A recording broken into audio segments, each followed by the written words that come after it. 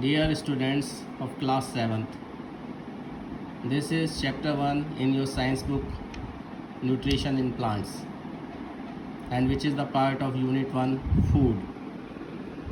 Here we will learn about what is food, nutrition, photosynthesis, where does photosynthesis occur, structure of leaf, how does photosynthesis occur, factors that influence photosynthesis, material synthesized by plants as a source of food, replenishment of nutrients in the soil. Now let's begin. Here you can see different images with the corresponding words given below. जैसे कि आप देख रहे हैं कि ऊपर एक carat बनी हुई है और कैरेट जो बिलोंग करती है रूट से, और काउली फ्लावर जो कि गोभी है वो फ्लावर है, ब्रिंजल एक फ्रूट है और पोटैटो एक स्टेम है, दैट इज़ मॉडिफाइड स्टेम, और स्पिनच ठीक है ये एक लीफ है. अब आगे बढ़ते हैं. All living organism perform some basic functions to keep themselves alive. जैसा कि हम जानते हैं कि सारे लिविंग ऑर्गेनिज्म जो हैं कुछ कार्य करते हैं अपने आप को ज़िंदा रखने के लिए. These basic functions which allow living organisms to live on the earth are known as life processes. और ऐसे बेसिक फंक्शन जो कि लिविंग ऑर्गेनिज्म को पृथ्वी पर रहने में सहायता करते हैं उन्हें लाइफ प्रोसेसेस बोलते हैं. The basic life processes common to all living organisms are nutrition, respiration, excretion, growth, reproduction, movement and response to stimuli. और ऐसे जो साधारण लाइफ प्रोसेसेस होते हैं जो कि साधारणतया सारे लिविंग ऑर्गेनिज्म में पाए जाते हैं वो होते हैं nutrition, that is intake of food, respiration, that is breathing सांस लेना, excretion, removal of waste products from body, ठीक है, ग्रोथ बढ़ना, reproduction to give birth to living beings, movement चलना, एंड रेस्पॉन्स टू स्टिमुलाई. किसी भी स्टिमुलाई को response देना, जैसे कि अगर आप किसी गर्म बर्तन को छू लें, टच कर लें, तो आपका हाथ इमीडिएटली वापस हट जाएगा उस पे से. तो ये होता है response to stimuli. All living organisms require food which provides energy to perform the life processes. सारे लिविंग ऑर्गेनिज्म्स को खाना चाहिए होता है जिससे कि उनको एनर्जी यानी कि ऊर्जा मिले, जिससे कि वो सारे लाइफ प्रोसेसेस को कर पाएँ. Plants can prepare their food themselves. Plants अपना खाना खुद बनाते हैं. Animals can not do so. Animals ऐसा नहीं करते. And obtain food from plants और एनिमल्स दैट ईट प्लांट्स. तो वो खाना लेते हैं प्लांट से या और जानवरों से जो कि प्लांट्स को खाते हैं. We human beings also belong to this category. हम इंसान भी इसी कैटेगरी से बिलोंग करते हैं. Humans and animals are thus directly और इनडायरेक्टली डिपेंडेंट्स ऑन प्लांट्स. इसीलिए इंसान और जानवर किसी न किसी रूप में प्लांट्स पर निर्भर रहते हैं. What is food. अब आते हैं व्हाट इज़ फूड कि खाना क्या है. Food provides the essential raw materials our body needs to grow and stay healthy. Foods जो है खाना हमें सारे रॉ मटेरियल्स प्रोवाइड कराता है जो कि हमारी शरीर को बढ़ने और स्वस्थ रहने के लिए चाहिए. आपको कैसा लगेगा, how do you feel if you do not have food for a day और टू. अगर आप 1 या 2 दिन खाना नहीं खाओगे. You may feel exhausted and weak. आपको थका हुआ और कमज़ोर लगेगा. Think of a young child who is deprived of food for a few days. ऐसे किसी बच्चे के बारे में सोचिए जिसको कुछ दिनों के लिए खाना ना मिला हो. Will the child survive and grow. क्या बच्चा बच पाएगा या बढ़ पाएगा. द आंसर इज़ नो, नहीं. All living beings need food to survive. जैसा कि हम जानते हैं कि सारे लिविंग बीइंग्स को खाना चाहिए स्वस्थ रहने और बढ़ने के लिए. अब food serves the following purposes. खाना क्या क्या काम करता है. First, it provides energy for various metabolic activities, biochemical reactions taking place in the body. खाने की मदद से जितनी भी मेटाबॉलिक एक्टिविटीज़ होती हैं, बायोकेमिकल रिएक्शंस होते हैं, जैसे कि रेस्पिरेशन सांस लेना और खाने को पचाना डाइजेशन, ये खाने की मदद से ही हो पाते हैं. Helps in growth of the body. And repair of worn out tissue, और इसी की खाने से ही शरीर बढ़ता है और जो टिश्यूज़ बेकार हो जाती हैं शरीर में उनकी रिपेयरिंग होती है। Protect us from deficiency disease, और ये जितनी भी डेफिशिएंसी डिसीज़ होती हैं जो हमारे शरीर में विटामिन्स और प्रोटीन्स की कमी के कारण होती हैं, उनको ये पूरा करता है। अब फर्स्ट न्यूट्रिशन यानी कि हमारे शरीर को खाने से जो पोषक तत्व मिलते हैं, दैट इज़ पोषण, उनको लेना। योर फूड में include a number of items, आपके खाने में बहुत सारे आइटम्स होंगे। If it meets your entire body's requirement and is utilised by the body, अगर ये आपके शरीर की सारी आवश्यकताओं को पूरा करता है और शरीर में यूटिलाइज होता है, इट इज़ कॉल्ड न्यूट्रिशन, इसको न्यूट्रिशन बोलते हैं। The process by which organism obtain and utilise food for their growth and development is called nutrition, और इसी प्रक्रिया को, प्रोसेस को, जिसके द्वारा प्राणी अपने खाने को यूटिलाइज करता है बढ़ने के लिए और डेवलपमेंट के लिए, इसको न्यूट्रिशन बोलते हैं। अब depending upon the mode of food uptake, nutrition could be of two broad types. अब खाना किस प्रकार से लेते हैं, मोड ऑफ फूड, ये दो तरह का होता है, autotrophic nutrition and heterotrophic nutrition. पहला heterotrophic nutrition, we can not make food inside our own body, all और animals including man and non green plants can not make their food and depend on green plants. हम लोग अपने शरीर में खाना नहीं बना सकते, सारे जानवर और जो नॉन ग्रीन प्लांट्स होते हैं उनको खाना के लिए ग्रीन प्लांट्स पे निर्भर रहते हैं। The organism which depend on other organism और their food are called heterotrophs, और ऐसे सभी ऑर्गेनिज्म जो अपने खाने के लिए दूसरे ऑर्गेनिज्म पे डिपेंड रहते हैं उनको हेट्रोट्रॉफ्स बोलते हैं। And their mode of nutrition is called heterotrophic nutrition, और इनका खाने का तरीका हेट्रोट्रॉफिक न्यूट्रिशन कहलाता है।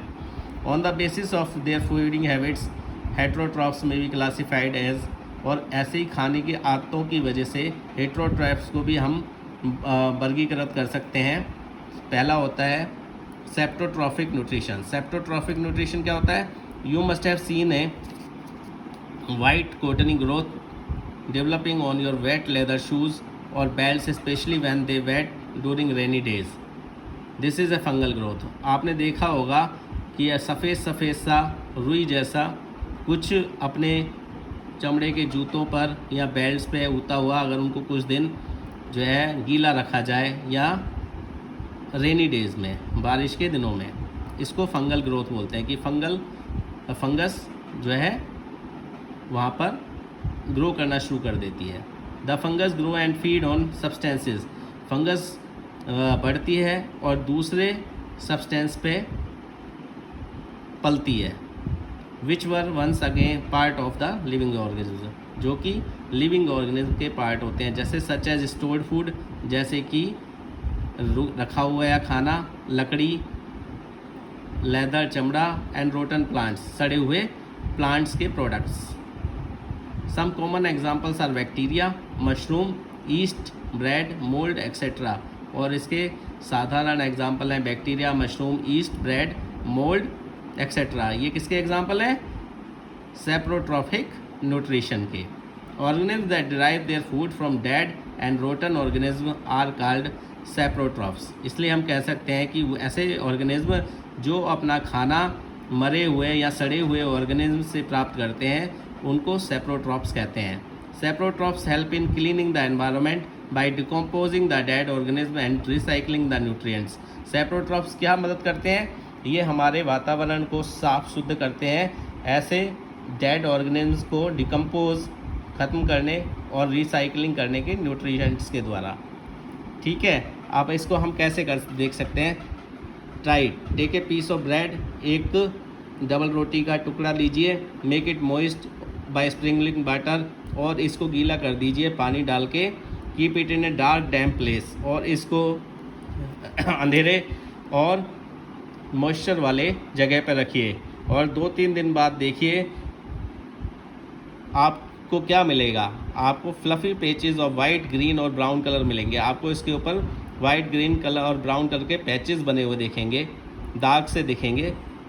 और आप इस पैचेस को अगर लेंस से देखेंगे, मैग्नीफाइंग लेंस से देखेंगे, तो आपको क्या मिलेगा?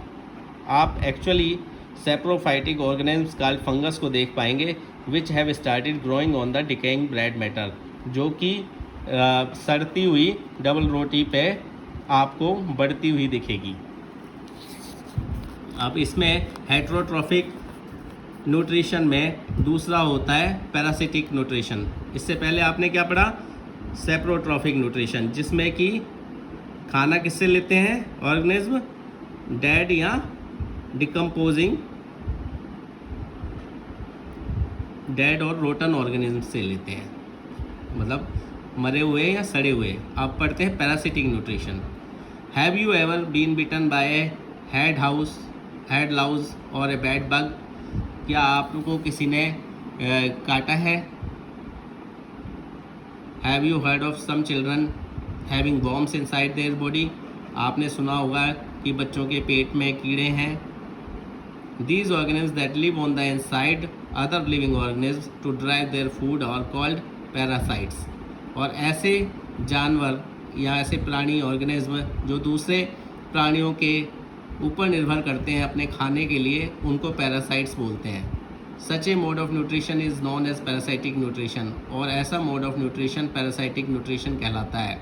बैड बग जो खटमल हो जाते हैं बेड में अंदर, head louse and leech remains outside the body.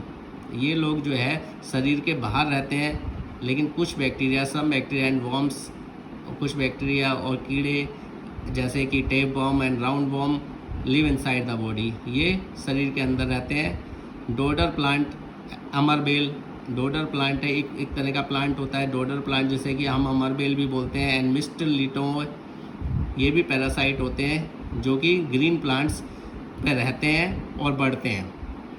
अब इसमें हेट्रोट्रॉफिक न्यूट्रिशन में थर्ड वन है symbiotic nutrition. Symbiosis is stable association between the different living beings that is mutually beneficial. Symbiotic nutrition में क्या होता है कि दो तरह के लिविंग बींग्स ऑर्गेनिज्म जो है आपस में एक दूसरे से फ़ायदा उठाते हैं, म्यूचुअली बेनिफिट लेते हैं। दे हेल्प ईच अदर, वो एक दूसरे की सहायता करते हैं। For example to feed, protect themselves और रिप्रोड्यूस, जिससे कि उनको खाना मिल सके, उनका बचाव हो सके और वो अपने जैसे बच्चों को पैदा कर सकें। Symbiosis that results in mutual benefit to the interdependent organisms is commonly known as mutualism. और ऐसा म्यूचुअल बेनिफिट जो कि आपस में एक दूसरे पे निर्भर करता है, इसको हम म्यूचुअलिज्म कहते हैं। An example of mutualism is the coexistence of certain species of algae and fungi that together compose lichens। जैसे कि आपने देखा होगा कि कुछ एल्गी और फंगाई, जैसे एल्गी होती है काई, आपने देखा होगा नदी में के पानी में जहाँ पे पानी रुका होता है वहाँ काई जम जाती है, और फंगाई ये एक दूसरे के साथ रहकर लिचन्स को डिकम्पोज कर देते हैं। Their close association enables them to live in extreme environments। और ये दोनों एक साथ एक दूसरे के साथ रह के ख़राब से ख़राब वातावरण में भी रह सकते हैं। nourished only by light, air and minerals, और थोड़े से रोशनी, हवा और मिनरल्स पे जीवित रह सकते हैं। Living separately the algae and fungus would not survive in such condition. और अगर ये लोग एक साथ नहीं रहेंगे, अलग अलग रहेंगे, तो इन कंडीशंस में ये बच नहीं पाएंगे। Another example is the relationship between most mycorrhizae and certain plants. ज़्यादातर माइक्रोहेजे और कुछ पौधे एक दूसरे के साथ रहते हैं, जैसे mycorrhizae are fungal growth on the roots of such plants as orchids and many conifers. जैसे कि ऑर्चिड और कॉनिफर प्लांट्स की रूट्स पे ये माइक्रोहेजे ग्रो करते हैं। The fungi penetrates the root of the plant, और जो फंगाई होती है वो रूट्स ऑफ प्लांट को पेनिट्रेट करके एंड मेक सोयल न्यूट्रिएंट्स, जिससे कि वो ज़मीन मिट्टी को उपजाऊ बनाती है, such as nitrogen available to the plants receiving carbohydrates in return. कि जो नाइट्रोजन अवेलेबल प्लांट्स में होती है और उनको बदले में कार्बोहाइड्रेट्स मिलते हैं। अब फोर्थ टाइप होता है insectivorous nutrition. Have you ever heard of insect eating plants? कभी आपने देखा है कि किसी कीड़े ने पौधे को खा लिया? Just like many animal species some plant species are carnivorous. ऐसे ही कुछ जो पौधे होते हैं वो एनिमल्स की तरह कार्निवोरस होते हैं। That is they consume insect and other small animals. वो इंसेक्ट और छोटे जानवरों को कंज्यूम करते हैं, खा लेते हैं, जो कि उनकी primary source of nutrients and minerals for growth है, जिससे कि उन्हें न्यूट्रिएंट्स और मिनरल्स मिलते हैं बढ़ने के लिए, instead of actually eating insects, ना कि सीधा कीड़ों को खा के। Carnivorous plant trap them by various means depending on the kind of plant. वो कार्निवोरस प्लांट्स जो होते हैं, कीड़े खाने वाले प्लांट्स, उनको अपने अंदर फंसा लेते हैं। After animals such as flies, जैसे कि मक्खियाँ, grasshoppers and spiders are trapped. A pool of enzyme secreted by the plants digested the prey. और ऐसे लोगों पे जो प्लांट होता है एंजाइम्स छोड़ता है, जिससे कि वो पेड़ के अंदर पच जाते हैं। Nutrients poor habitats typically have soils that are acidic और high in clay content.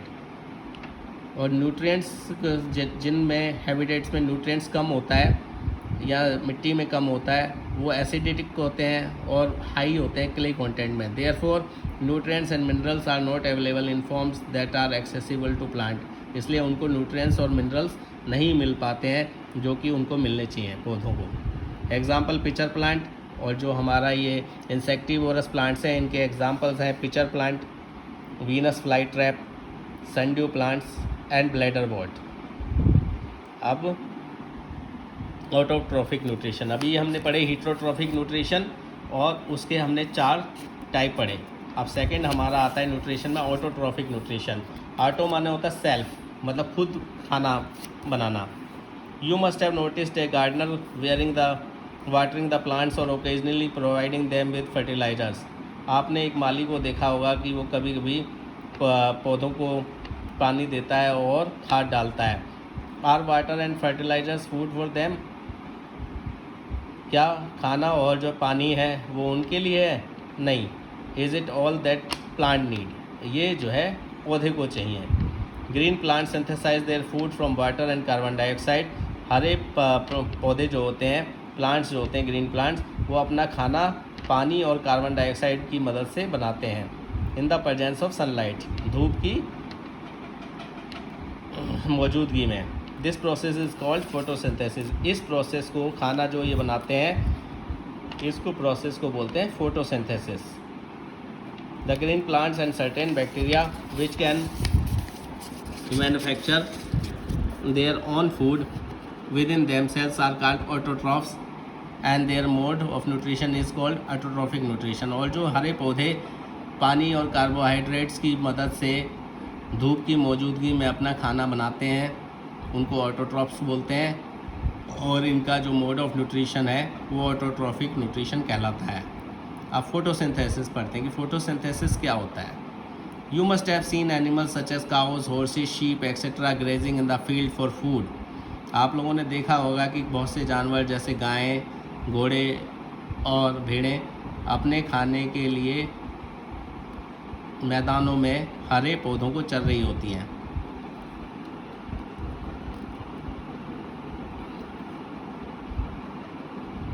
How do plants get their food? अब प्लांट्स के, इनको तो खाना प्लांट्स से मिल गया, पौधों से मिल गया, लेकिन प्लांट्स को खाना कहाँ से मिला?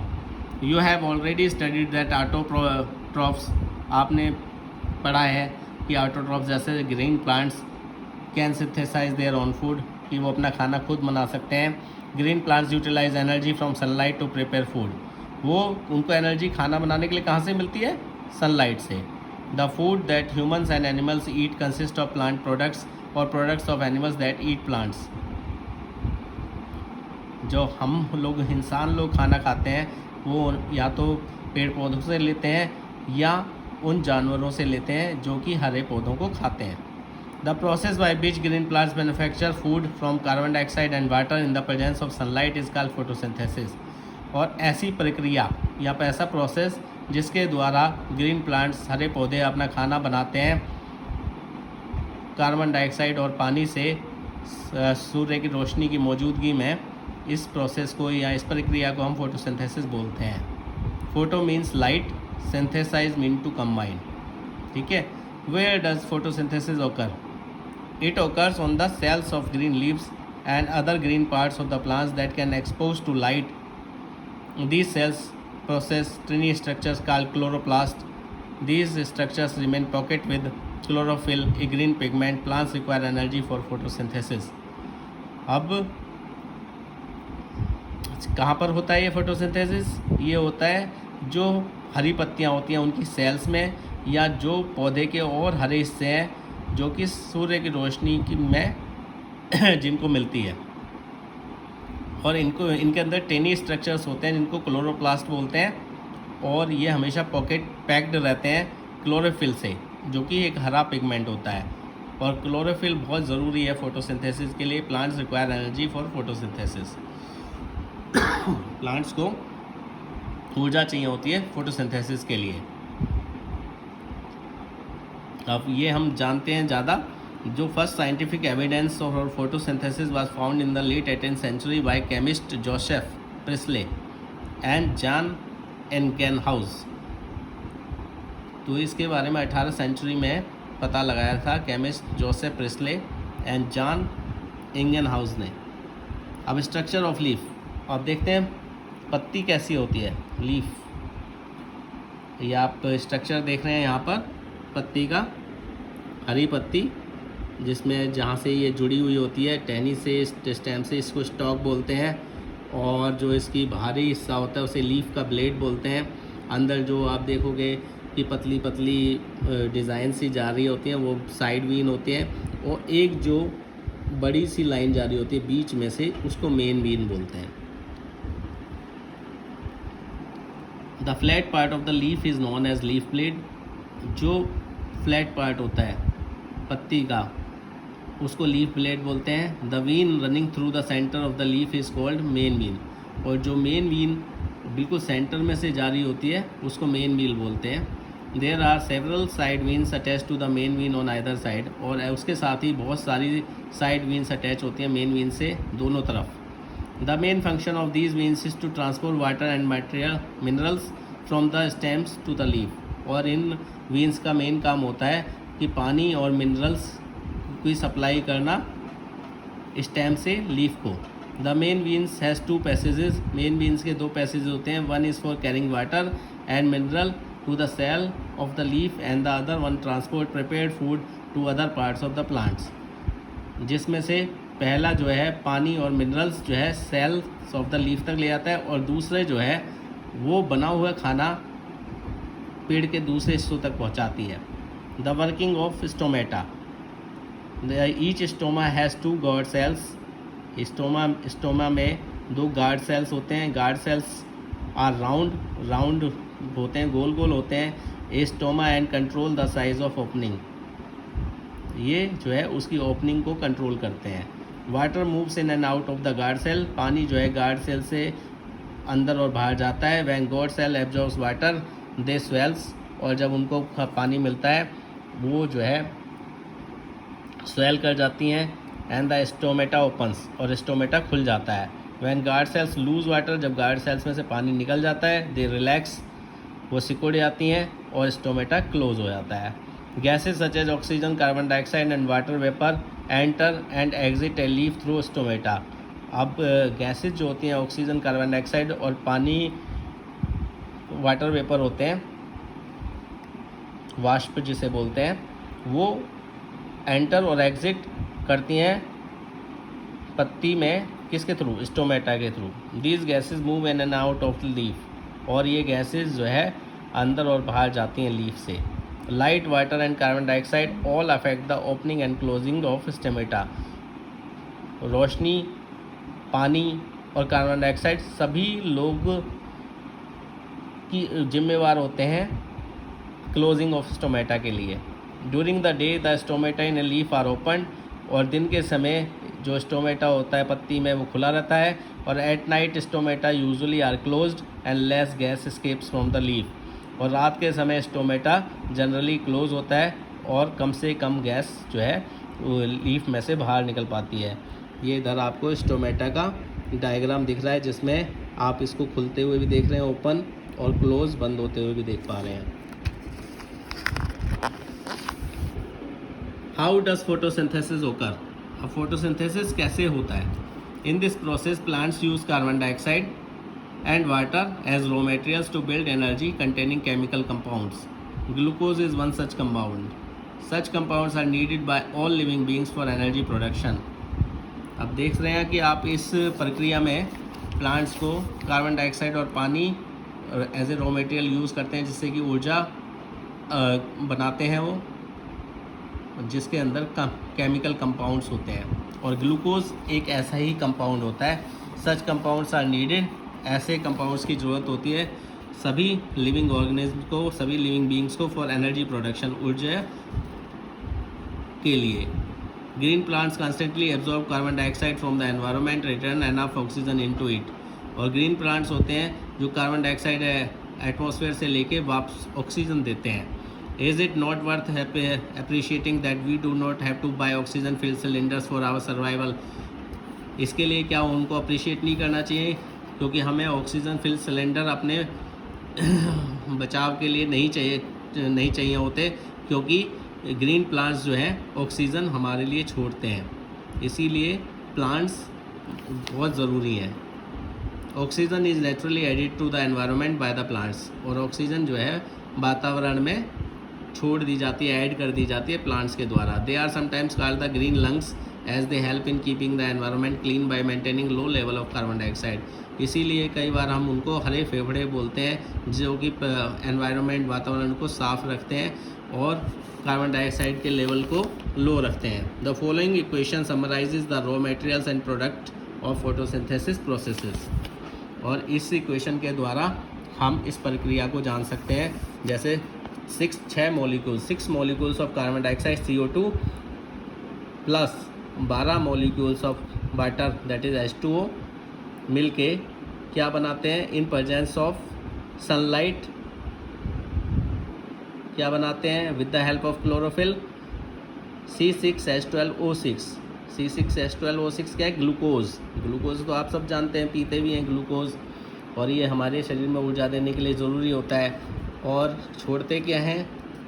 ग्लूकोज के साथ हमें 6 मॉलिक्यूल्स पानी के मिलते हैं और 6 मॉलिक्यूल ऑक्सीजन के मिलते हैं। ठीक है, हमने 6 मॉलिक्यूल कार्बन डाइऑक्साइड के लिए, 12 मॉलिक्यूल वाटर के लिए, और इसमें लिए in the presence of sunlight with the help of chlorophyll, और हमें मिला क्या? C6H12O6 ग्लूकोज मिला, और 12 में से वापस 6 मॉलिक्यूल्स वाटर के मिल गए और 6 मॉलिक्यूल्स ऑक्सीजन के मिल गए। Water and carbon dioxide are used in equal proportion in the synthesis of organic compounds, और ये इक्वल प्रोपोर्शन में यूज़ होते हैं वाटर और कार्बन डाइऑक्साइड। अब फैक्टर्स दैट इन्फ्लुएंस फोटोसिंथेसिस, अब फोटोसिंथेसिस पे कैसे फ़र्क पड़ सकता है, किन फैक्टर्स की वजह से? The rate of photosynthesis is influenced by external and internal factors, इसमें बहुत दोनों फैक्टर्स जिम्मेवार होते हैं, एक्सटर्नल बाहरी भी और इंटरनल अंदरूनी भी। जैसे एक्सटर्नल फैक्टर्स, जैसे पता है आपको लाइट चाहिए, कार्बन डाइऑक्साइड चाहिए, वाटर चाहिए और टेम्परेचर चाहिए। Light, the rate of photosynthesis depends directly on the intensity of light, और फोटोसिंथेसिस जितनी लाइट की इंटेंसिटी होगी, मतलब कम रोशनी है तो फोटोसिंथेसिस कम होगा, अगर ज़्यादा रोशनी है तो ज़्यादा होगा, और लाइट नहीं होगी तो ग्लूकोज नहीं बनेगा। अब क्या कर सकते हैं हम? एक प्लांट लेंगे जो कि किसी पॉट में होगा, उसको प्लांट को हम डार्क कपबोर्ड में रख देंगे, डार्क कपबोर्ड अलमारी में जहाँ पे घना अंधेरा होगा, 2 दिन के लिए रख देंगे। To remove the starch present in the leaves, जिससे कि लीव्स में जो स्टार्च प्रेजेंट है वो हट जाए। और test one of the leaves for the presence of starch, हम एक लीव को देखेंगे कि उसमें स्टार्च है या नहीं। Their leaf does not turn blue black in colour with iodine, और हमें पता लग जाएगा कि इसमें स्टार्च नहीं है, क्योंकि वो जो है आयोडीन डालने पर ब्लू ब्लैक कलर में नहीं चेंज होगी। Therefore there is no starch in the leaf, इसलिए हम जान लेंगे कि इसके अंदर स्टार्च नहीं है। अब हम क्या करेंगे, एक ब्लैक स्टेंसिल पेपर लेंगे और उसको जो है लीफ के पत्ती के सरफेस पे दोनों तरफ फिक्स कर देंगे क्लिप्स के द्वारा। अब उसको हम सन में सूर्य की रोशनी में रखेंगे 5 घंटे, और उसको एक्सपेरिमेंटल लीफ को तोड़ लेंगे और उसको स्लाइड्स और स्टेंसिल को हटा देंगे, और अब हम उसको दोबारा टेस्ट करेंगे स्टार्च के लिए।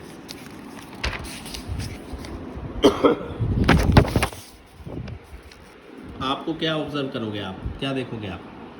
You will find starch is formed only in those parts of the leaf which are expose to sunlight. आप देखोगे कि खाली स्टार्च उन्हीं हिस्सों में बना है पत्ती के जिसको कि सूर्य की रोशनी मिल रही थी। मतलब इससे हमें पता चलता है कि सूर्य की रोशनी बहुत ज़रूरी है फोटोसिंथेसिस के लिए। Carbon dioxide, high carbon dioxide concentration increase the rate of photosynthesis up to certain extent. Glucose can not be synthesize in this substance. ऐसे ही सनलाइट की तरह कार्बन डाइऑक्साइड भी जरूरी चाहिए होती है, और जितनी ज़्यादा कार्बन डाइऑक्साइड होगी उतना रेट ऑफ फोटोसिंथेसिस हाई होगा, और अगर कार्बन डाइऑक्साइड नहीं होगी तो ग्लूकोज नहीं बनेगा। अब इसमें भी हम एक पौधा लेंगे और इसको भी 24 घंटे के लिए डार्क में रखेंगे, जिससे कि इसकी पत्तियों में स्टार्च ना रहे। अब उसको हम पानी डालेंगे। अब प्लांट को जो है हम खुले में रख देंगे। इंसर्ट ए लीफ इन बोतल containing potassium hydroxide and cork it. और अब एक पत्ती को हम उस बोतल में रख देंगे जिसमें कि पोटेशियम हाइड्रोक्साइड होगा, और उसको बंद कर देंगे। Apply the grease on the cork. हम ग्रीस अप्लाई करेंगे कॉर्क में, जिससे कि किसी तरह की हवा बोतल के अंदर ना जा पाए। और कुछ घंटों के बाद हम उस लीफ को तोड़ेंगे और उसको बोतल से निकाल लेंगे। Now test the leaf for starch. अब उसको स्टार्च के लिए टेस्ट करेंगे। You will see that parts of the leaf which was inside the बोतल will not turn blue black. और हम देखेंगे कि लीफ का जो हिस्सा बोतल के अंदर था वो ब्लू ब्लैक नहीं बनता। तो leaf had water, chlorophyll and sunlight, but there was no carbon dioxide in the बोतल। उस लीफ में पानी था, क्लोरोफिल थी, सनलाइट थी, लेकिन कार्बन डाइऑक्साइड नहीं थी। The potassium hydroxide in the बोतल had absorb the carbon dioxide. जो पोटेशियम हाइड्रोक्साइड बोतल के अंदर था उसने कार्बन डाइऑक्साइड को एब्जॉर्ब कर लिया था। This shows that carbon dioxide is necessary for photosynthesis. इससे पता लगता है कि फोटोसिंथेसिस के लिए कार्बन डाइऑक्साइड जरूरी है। Water, it is an essential raw material. Its slow availability reduce the rate of photosynthesis, whereas the excess present is removed by transpiration. पानी जो है एक रॉ मटेरियल है, जैसे कार्बन डाइऑक्साइड सनलाइट की तरह, और इसकी एबिलिटी अगर ये कम होता है तो फोटोसिंथेसिस कम होता है, और अगर ये ज़्यादा होता है तो ये ट्रांसपायरेशन, जो प्लांट्स में ट्रांसपायरेशन होता है ना, that is movement of water, उसके द्वारा ये बाहर निकाल दिया जाता है। Temperature, most of the plant work best and optimum temperature of 25 degree centigrade. ज़्यादातर प्लांट्स 25 डिग्री सेंटीग्रेड पे बहुत अच्छा काम करते हैं। अगर तापमान 35 डिग्री सेंटीग्रेड से ज़्यादा बढ़ है तो फोटोसिंथेसिस में कमी आती है। इसलिए plants that grow in the tropics can efficiently produce starch even at higher temperature. लेकिन जो प्लांट्स ट्रॉपिकल रीजन में रहते हैं वो हाई टेम्परेचर भी अच्छा स्टार्च प्रोड्यूस कर सकते हैं। इंटरनल फैक्टर्स, अब हमने अभी एक्सटर्नल फैक्टर्स पढ़े, अब इंटरनल फैक्टर्स पढ़ते हैं। Internal factors include chlorophyll content, number of stomata and the shape, structure and age of the leaf. इसमें क्या होता है, पहला होता है क्लोरोफिल, दूसरा स्टोमेटा कितने हैं, शेप कैसी है, स्ट्रक्चर कैसी है, और प्लांट की लीफ की उम्र कितनी है। Chlorophyll is the most important internal factor. उसमें सबसे ज़्यादा इंपॉर्टेंट होता है chlorophyll. The rate of photosynthesis decrease with the increase in the age of life. और रेट ऑफ फोटोसिंथेसिस जो है वो घट जाता है जैसे जैसे लाइफ बढ़ती है लीफ की। अब हम पढ़ेंगे कि क्या होगा, what would happen if there were no photosynthesis in plant. अगर फोटोसिंथेसिस नहीं होगा प्लांट में। Take a leaf of coleus plant. एक कोलियस प्लांट की लीफ लो, it has 2 colours on it, इसके अंदर 2 कलर होते हैं। Bleach the leaf by first boiling it in water then in alcohol, और उस लीफ को ब्लीच कर दो पहले पानी में उबाल के और फिर एल्कोहल से साफ़ करके। Wash the leaf in cold water, उसके बाद ठंडे पानी से धो लो और कुछ बूंदे आयोडीन की इस पे डालो। The green portion of the leaf will turn blue black in colour, आप देखोगे कि जो ग्रीन पोर्शन है लीफ का वो ब्लू ब्लैक कलर में बदल जाएगा, जिससे कि पता लग जाएगा presence of starch, thus confirming the presence of starch, where is non green portion of the leaf will not turn blue black in colour, जबकि नॉन ग्रीन पोर्शन लीफ का ब्लू ब्लैक कलर में नहीं बदलेगा। So chlorophyll is essential for the preparation of food in plants, तो इससे हमें पता लगता है कि क्लोरोफिल बहुत ज़रूरी है प्रिपरेशन ऑफ फूड, खाना बनाने के लिए प्लांट्स में। A material synthesized by plants as a source of food. You have seen many farmers caring for their crops. Young plants of wheat, maize and paddy grows to yield grains. Their production of food, grains or growth of fruits and vegetable is a result. अब हमें क्या क्या मिलता है? अब हमें देखते हैं कि फार्मर्स जो है गेहूँ, ज्वार, बाजरा, चावल, ये दाने मिलते हैं पेड़ पौधों से, और बहुत सारी हरी सब्जियां और फल मिलते हैं। किसके द्वारा? फोटोसिंथेसिस के द्वारा।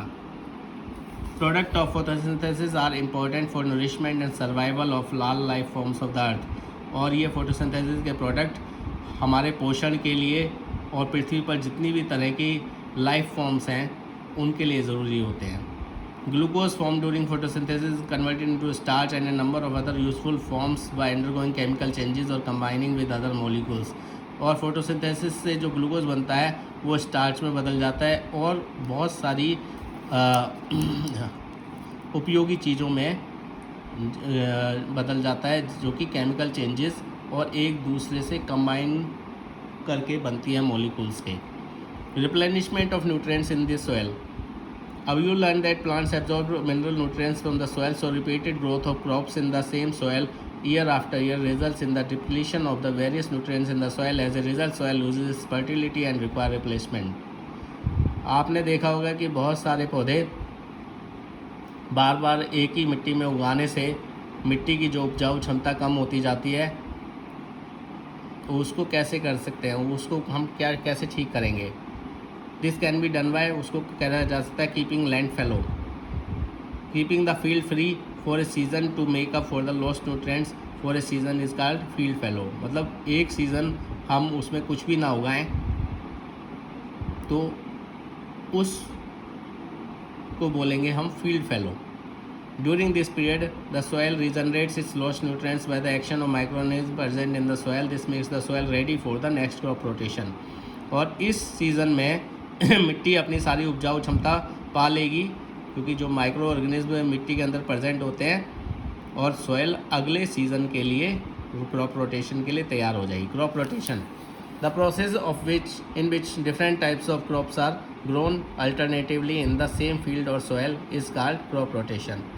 और जिस प्रक्रिया के द्वारा बहुत सारी क्रॉप्स अलग अलग सीज़न में एक ही खेत में उगाए जाते हैं उसको बोलते हैं क्रॉप रोटेशन। अब इसमें हमने ये जो की टर्म्स दे रखी हैं, हमें क्या क्या जाना हमने? Nutrition, the process of obtaining and utilizing food, saprophytes organism feeding on dead और decaying plants and animals, parasite organism living on in the body of other living organism, heterotrophs organisms which depends directly or indirectly on plants for food, symbiosis, the relationship of mutually helping each other, autotrophic nutrition in organisms which can prepare their food from simple inorganic molecules. A quick revise: all living organisms need food to get energy for growth and development. For making food, the plant need water, carbon dioxide, sunlight and chlorophyll. The process of manufacture of food by the green leaves is called photosynthesis. During photosynthesis, plants give out oxygen. Lichen is an association between algae and fungi. Non-green plants may be saprophytes or parasites. Plants are autotrophs. And then it is time for practice by doing multiple choice question and very short answer type question. True or false? Match the items in 2 columns. Short answer type question and long answer type questions, and completing the chart.